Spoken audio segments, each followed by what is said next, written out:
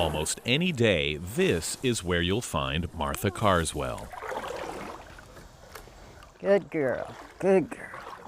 I love the water. I've got to be around the water.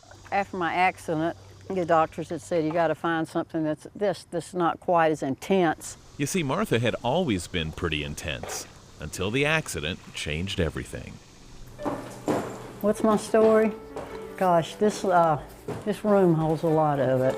It's an attic converted to a loft and filled with reminders of a very different life, a life dominated by competitive athletics. She was as competitive as they come. I started playing basketball, and this was my first high school uniform.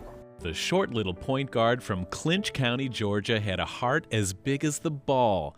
But even she was surprised when just a few years later, she became one of the true pioneers of the game. We formed the first women's pro basketball team. It was called the Phoenix Pink Panthers out in Arizona, Phoenix, Arizona. And we are in the Women's Hall of Fame, Basketball Hall of Fame.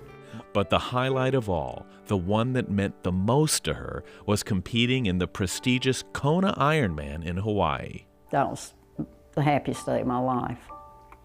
You know, my greatest accomplishment. She didn't have much time to celebrate. Weeks after the happiest day came the worst. Then I was coming down a hill and probably going 20 miles an hour on the bike, and a van came around the corner on the wrong side of the road. You know how you'll take a curve on the wrong side?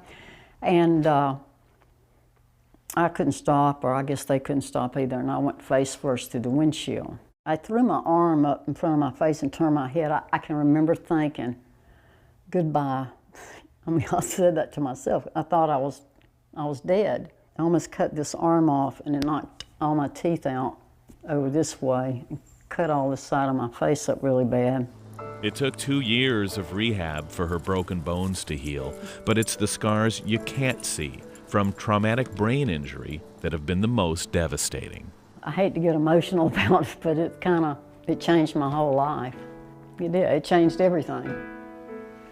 That accident changed my whole personality. Well, that enthusiasm you heard me talk about before, it's gone. Martha was lost. Okay. Until she found her way to the water. What happened is the doctors told me I had to find something that was a lot less impact on me. That's how I got into kayaking. That's what I did that about 10 years ago. I got it and I did a lot of kayak racing. I was state champion, women's state champion in kayaking.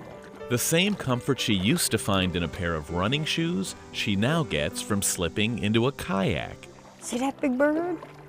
Look at that bird. There's some fish down there too. Look at those fish.